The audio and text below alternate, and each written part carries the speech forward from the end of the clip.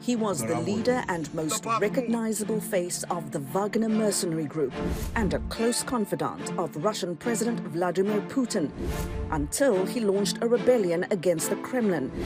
Now Yevgeny Prigozhin is dead. This week, we'll look at the demise of Wagner's top leadership. Does it make the Kremlin weaker or stronger? And what now for the mercenary group's business and government clients in parts of Africa? Straight Talk Africa starts now.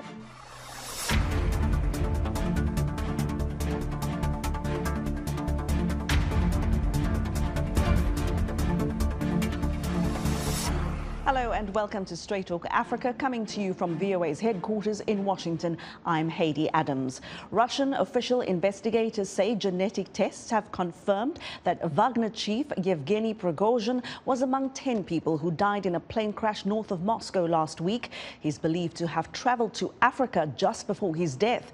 The crash came 2 months to the day Prigozhin challenged Putin and the Russian military leadership in a brief mutiny in Moscow. And according to the Associated Press, Prigozhin's final months were overshadowed by questions about what, if anything, the Kremlin had in store for him. Well, now for more, I'm joined in studio by Danila Galperovich. He's a broadcast journalist with VOA's Russian News Service. Danila, great to have you back here on the show. This just keeps getting more and more interesting and scary by the day. Danila, was Yevgeny Prigozhin a dead man walking even before the plane crash, and especially after that mutiny in Moscow last month? He was not a dead man walking like 3 months ago, because we do remember that even in January, February, March, when he showed his videos with attacks on Shoigu and Gerasimov, Russian military leadership, he was actually kind of silently supported by Kremlin, because we saw in many news releases of Ministry of Defense, they started to mention Wagner, they started to mention Prigozhin and so on. But of course, since his mutiny, he was a dead man walking. I remember that CIA chief William Barnes was, when he was commenting on Prigozhin's fate, he said, if I were Prigozhin, I wouldn't fire my food tester. So yes, everybody expected that something could happen to him, and of course Kremlin was very much interested to at least make all of this look favorable for Kremlin, not for Prigozhin, and that's how it ended. And we see images coming out of Russia, memorials erected for him. Who are the people in Russia who are mourning Yevgeny Prigozhin? I mean, I know he was a charismatic figure within his paramilitary group, but who actually in the public supported him? And what do they believe about Wagner? And are they necessarily the same people who support President Vladimir Putin? Sometimes they are the opposite. They think that Russia should be at war with Ukraine. They think that this war should be even more brutal. But they are considering Putin and Russian leadership as, many of them said, traitors. It was at least inside the Wagner group where people were saying that we will kind of revenge, or they can expect the march to Moscow and so on. When my colleagues are asking people in Moscow and St. Petersburg and in different cities of Russia, what do you think of Prigozhin? People say he was a hero, and I think it was partly because of his popularity in social media, because he was really popular. He turned from Kremlin's cook to the leader of real military organization who's like on the front line in Ukraine. And as you know, the Russian propaganda is serving this war in Ukraine as a special military operation. So he was like a hero of this operation. And of course, after his death, which was also not from long illness or something, but like in the sky, he looked as a hero by people who were brainwashed mostly by Russian propaganda. So Putin made Prigozhin hero anyway by just asking him to be active in Ukraine. And this does bring me to this next question about the demise of Wagner's top leadership, which, I mean, was there for everyone to see. Now, in the wake of the mutiny against the Kremlin and now in the wake of these deaths, does that make Vladimir Putin weaker, or does it make him stronger, or at least how does it make him appear? In short-term perspective, it makes him stronger because he showed to the whole elite, including military elite, that nobody can escape unpunished. But in the long term, it makes him weaker, of course, because ruthless actions, they usually scare people in the long term. And of course, everybody who will, think of Putin's actions will, and even these people who you just mentioned, who consider Prigozhin as a hero, they say, okay, so you can do this to everyone. Maybe we should be over with this. So in the long term, I think he undermined his leadership, but in the short term, yes, he kind of strengthened his leadership, yes. Well, we'll be keeping an eye on what happens in coming weeks, in coming months, and we'll have you back here again. Danila Galperovich, thank you so very much. Danila is a broadcast journalist within VOA's Russia News Service. Well, still ahead here on Straight Talk Africa. What does Prigozhin's death mean for the Wagner Group's business and client states in Africa? My guests are standing by, and we will discuss all of that when Straight Talk Africa returns.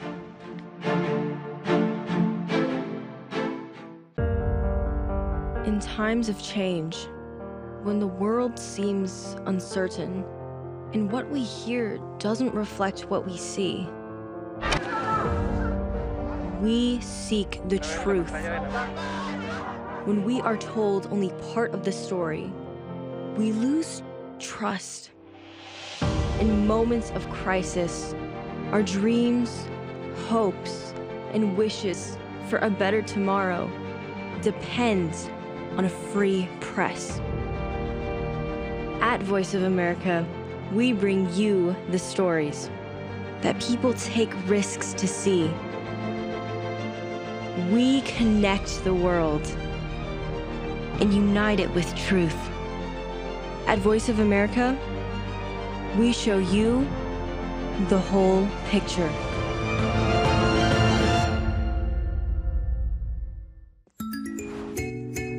Women are often major targets and victims of terrorists, non-state armed groups, or criminal networks. As terrorism and extremism continues to take a heavy toll on communities in Africa, countering and preventing heinous acts often requires active participation and requires the strong leadership of women. On this week's episode of Our Voices, we will explore women's anti-terrorism activities on the continent. Join the conversation each week right here on Our Voices.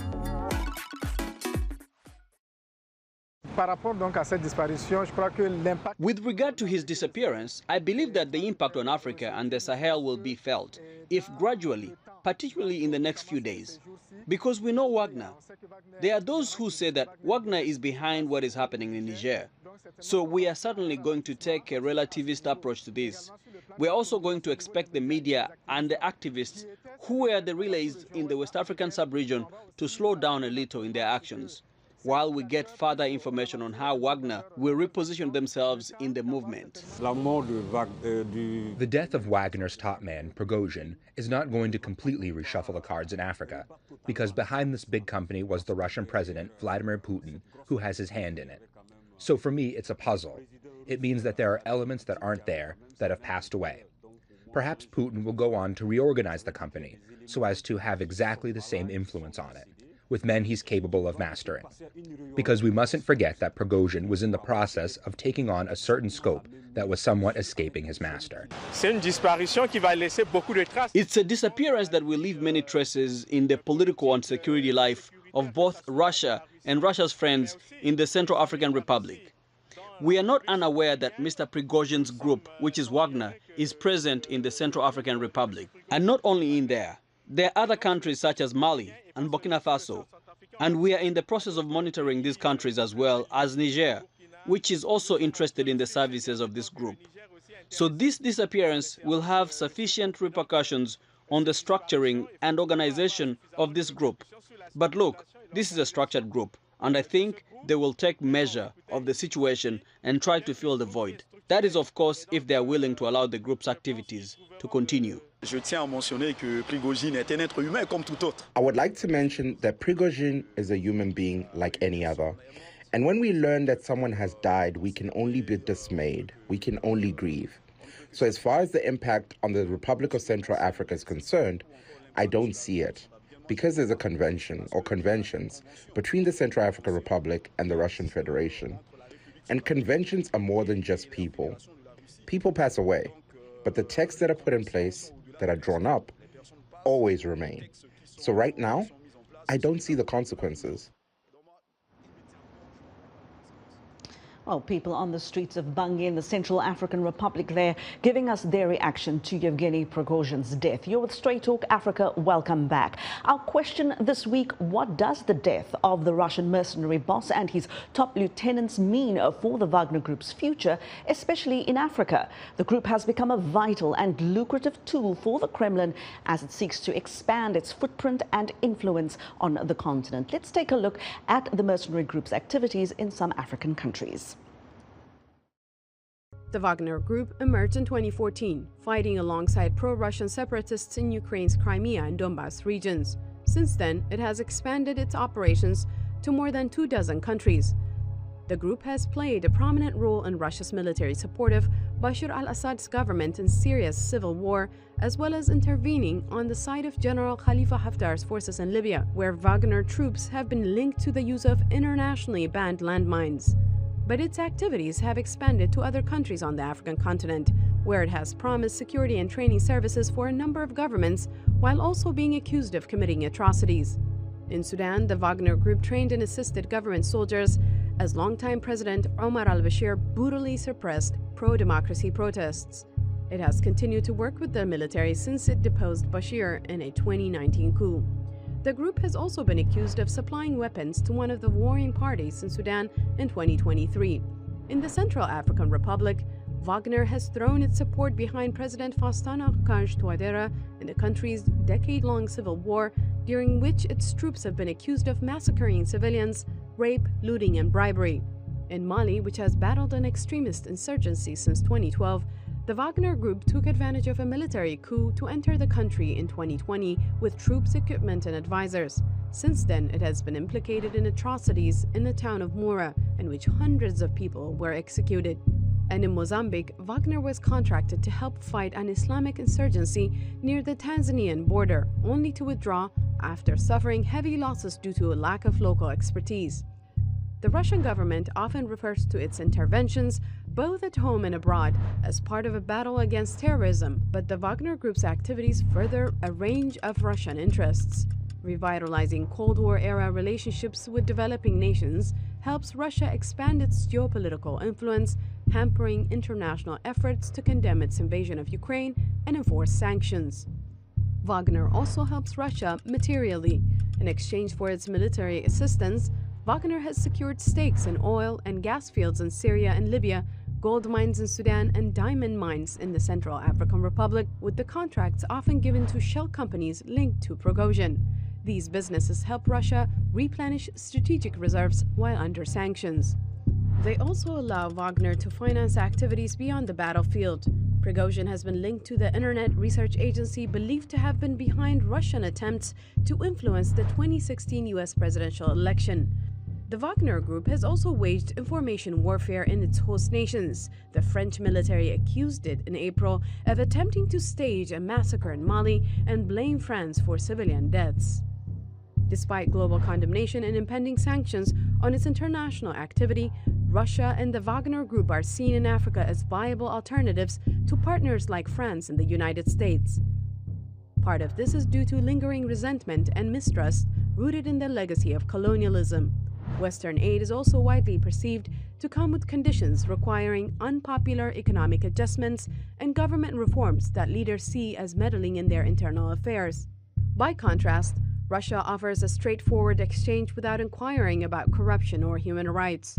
As economic crisis, domestic turmoil, and the war in Ukraine have led some Western nations to decrease efforts in Africa, Russia has jumped at the chance to fill the gap. But Russia's recent internal unrest shows the dangers of relying on largely unaccountable private military forces. Both at home and abroad, a deal with the Wagner Group today could lead to instability tomorrow. Thanks to Salim Solomon there for that great reporting. Well, I'm going to bring in my guest. Vanda Felbab-Brown is from the Washington-based think tank Brookings Institution, where she is a senior fellow and the director of the Initiative on Nonstate Armed Actors. And Andrea Ngombet is the founder of the Sassoufit Collective, a Paris-based organization that advocates for democracy, human rights and anti-corruption efforts across Africa. Andrea and Vanda, a warm welcome to Straight Talk Africa. And Vanda, I'm going to ask you to please start us off here. What, in your view, does the demise of Wagner's leadership mean for the group's future, both at home in Russia and abroad? Well, there are three scenarios. One is that we will see a wholesale dismantling of the Wagner Group. I actually think this is very unlikely, because Wagner was a useful proxy for Russia's covert operations. We are just living through the coup d'etat in Gabon, and the government of Russia has expressed strong concern, distancing itself from the coup, trying not to be officially portrayed as the sponsor of coups across Africa. Yet at the same time, the Wagner Group has been spreading disinformation, misinformation to create instability. And as your report said, Wagner brings economic resources to the Kremlin, as well as strategic thrust and projection. The second possible scenario is the one that I think is more likely, which is that we will see the restructuring of Wagner in parts of the world, like Ukraine. Wagner is already being absorbed into the Russian forces. We are seeing similar moves in Syria, where Wagner deployments were either rolled onto the rosters of the Russian military that had been deployed to Syria, or have been shipped to Ukraine and Belarus. And in other parts of the world, like in Africa, there might well be some parts of Wagner remaining under the name of Wagner. In the Central African Republic, for example, the situation appears to be that the local Wagner commander will be heading the Wagner operations. Elsewhere, parts of Wagner will be rolled onto other Russian private military companies like Redoubt and Patriot and Convoy that are linked to former GRU officials. Patriot is linked to the current Russian Minister of Defense, Shoigu. But the top issue, of course, is that the Russian intelligence service, like the GRU, is very much trying to strengthen the reins over whatever is left from Wagner under whatever name. Andrea, in your view, should any of Wagner's clients, government clients in Africa be concerned, or do they accept that it might just be business as usual? No, in my view, they will accept business as usual. And even the death of Prigozhin, because it was very spectacular, is like appealing for them in a toxic way. It means that Putin is so strong that you cannot go against him, and it's like a postal card for whoever wants to contract with Russia. We are ruthless, and we can even eliminate our opponent very violently, and it's like it's a showcase. And if you want your opponent to be dead in a plane, we can do it for you. Look just what we have done to Prigozhin. So it's really appealing for those kind of regime in Africa. Vanda, do you agree with that? I mean, does it show these countries, look, this is what can happen and could potentially happen for you or even to you? And I also want to know, when we see more coups now in these certain parts, in the central parts of Africa, in the west parts of Africa, especially where there is resentment and anger towards the French, can we start making connections that there would be some future or present connection to Wagner? Well, many issues, Haydé, that you are asking. Let me start with the first one. What does this mean for African governments and specifically the clients of the Wagner Group? And I think that there is inevitably a level of uncertainty. The assassination, the plane explosion, didn't just kill Prigozhin himself. It also eliminated the chief military officer, Dmitry Utkin, the chief financial and logistical officers, someone like Valery Chelakov, who was responsible for hiding, moving, laundering money for the Wagner Group, but also was very much behind a lot of the economic deals with African governments. At the same time, already at the St. Petersburg summit, we saw the Kremlin, Vladimir Putin, and a key GRU general, Andrei Averyanov, meeting with the African leaders and very strongly signaling and telling them they are now taking over the Wagner operations, both assuring them that the services that Wagner provided will continue, but that the masters now will be new ones. And I think it's quite significant in terms of the reactions that we saw from the African leaders, how they have reacted to that. Let me just use one example, which is the government of the Central African Republic that has been almost under the thumb of the Wagner Group, where wholesale public policy, not just security policy, was outsourced to the Wagner Group to run. And yet even there, we saw the leadership strongly saying our deal all along had been with the Kremlin. It's unfortunate that Prigozhin is gone, but our partners is the Russian Federation. Now, as to your second question about the coups, I think that we are living a really terrible moment of a contagion effect of coups spreading in Africa with military units being very tempted to topple governments and believing that they can get away with it. And certainly that's the case so far in Niger. We will see what's happening in Gabon. It would be a mistake to interpret all the coups as a direct role of Russia or specifically of the Wagner Group. Certainly in the Gabon case, even less so in Niger, there is direct complicity of either Russia or Wagner Group. But nonetheless, Russia, through the Wagner Group and beyond, through other hacking groups, other disinformation operations, has been encouraging instability, polarization, anti-Western sentiment. So it has been feeding some of the ground for coups to take place, even as they are often motivated by internal factors and not directly instigated by an external actor like a Russian private military security company. Andrea, what is expected to be done when we see almost what seems to be like a domino effect in Central and West Africa, especially former French colonies, when we see all these successive coups where the people have a choice either between a military takeover or a strongman whose family or the dynastic politics has overwhelmed the country and owned the country for decades. I mean, what are the options and what are the choices for people in these countries? You said the word dynastic. What the coup is really about for the case of Gabon is to end a dynastic reign of the Bongo family. But what we can expect from Africa is to have more contact with the Western company, to have this kind of dialogue that the economical power and the economical multinational that own the country, they cannot just continue to do business as usual.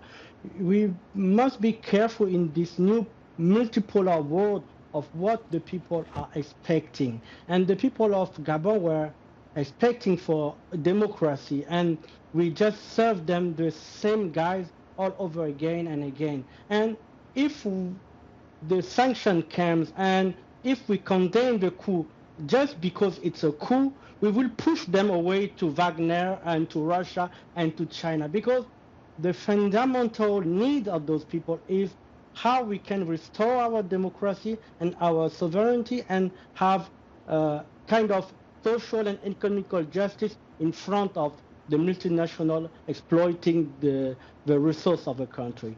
In the case of Mali and Niger, it's the same underlying thing. People think that uranium was the cause of a coup. In Mali, they think that the gold is the underlying of a coup. If we don't see that expectation of the people, we will lose completely those people to Russia and to China. Vanda, I want to just switch gears just slightly here. Prigozhin and his troll farms are believed to have been behind large-scale disinformation campaigns in the United States, in various African countries and elsewhere. And this was a useful tool for the Kremlin. Does the death of Prigozhin put a dent in those efforts, or is the Kremlin likely to now have that covered as well? Well, I think that's part of the uncertainty. As you mentioned, Haydé, the misinformation campaigns have been a very strong tool of the Kremlin, even as they have been conducting by proxy actors. The most prominent visible one was Prigozhin's operations. There are very many other hacking groups that have caused significant harm that are directly linked or sponsored by the Kremlin. So my expectation is that the Kremlin will take over those operations. They will not disappear. But clearly, there is a period of transition that might create some temporary lessening of activity. Andrea, now that Prigozhin is no longer in the picture, how, in your view, does that affect Putin's global ambitions, and especially in countries on the African continent? I think it doesn't really affect him in a sense that we have this Soviet Union legacy with them. They have captured some African elite who are fully fluent in Russian. So he have this as something he can build on. But the real question is about how the Western Bloc and the democratic countries are reacting and acting in Africa, because Prigozhin's success was built on the error made by the US diplomacy, the French diplomacy, the European Union diplomacy, and also the lack of investment in education in Africa and the problem of immigration in the Mediterranean Sea. So they can build on that, and those error has been the fuel for the Russian rage inside the African public opinion. So we can focus on Prigozhin, but it was just a symptom of a very large disease, which is the exploitation of Africa by multinationals who doesn't really invest in the continent takeoff. Who doesn't really transfer technology in Africa. We prefer to go to China and Asia to produce, then coming in Africa, invest, and having a factory in Africa, having a research unit in Africa. This is the key problem. And pardon my French, Russia was clever to build on that and to use it to have an echo chamber against the democracy and the Western country. Because we cannot just eat democracy. We need economical results, and we need social security in most of those countries. We hear those themes across the African continent about not being able to just eat democracy. You're correct there. Vanda, final question to you. We've got about 2 minutes here. We've seen Vladimir Putin address the BRICS summit last week. As that bloc is now set to expand, the Kremlin has also announced that Putin will now travel internationally for the first time since the Hague arrest warrant. Does he actually come across, or appear now, as isolated diplomatically as we might have thought in the past? Is this a new Putin that projects more strength and power going forward? Well, Putin, after the mutiny, was really desperate to project power both within Russia and certainly the assassination of Prigozhin and the rest of the Wagner leadership helps them achieve that goal. And he's also desperate to strengthen his international leadership. But he comes in with big baggage. He is tremendously diminished internationally by how much Russia is flailing and failing in its brutal invasion of Ukraine. His relations with China have gone down. And of course, he has the arrest hanging over him. So, he needs to go abroad, but it's not easy for him to go abroad. Well, we're going to keep following this story. Andrea Ngombet and Vanda Felbab-Brown, thank you both for your insights and for your time. And that is where we will leave it for this week. Thank you so much to all my guests and to our affiliate stations, bringing you Straight Talk Africa across the African continent every week. Find and follow us on social media. Thank you for always watching and always listening. I'll see you next time. Goodbye.